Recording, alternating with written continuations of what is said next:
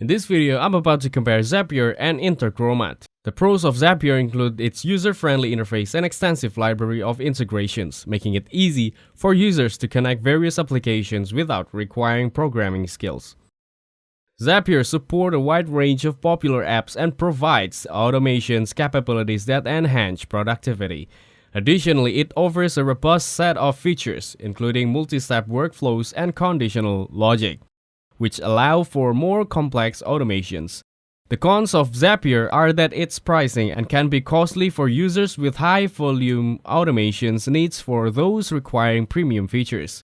Some users may find the available integration limited for niche applications, and while it provides good for support documentation, hands-on customer support can sometimes be lacking. The pros of Make, or formerly known as Integromat, include its powerful visual interface which allows users to create intricate workflows easily. Make support a wide range of applications and offers advanced features like data manipulation and real-time monitoring, making it suitable for users who need more complex automation solutions. It also tends to have more affordable pricing plans compared to Zapier for familiar functionality.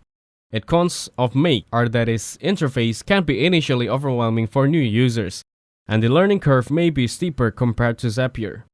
While it offers a broad range of integration, it may have as many options for popular applications as Zapier. Choosing between the two depends on your needs. Zapier is ideal for users seeking straightforward, user-friendly platform for basic automations, while Make is better suited for those looking for a powerful tool to create complex workflows at more affordable price. Thanks for watching. Don't forget to like and subscribe.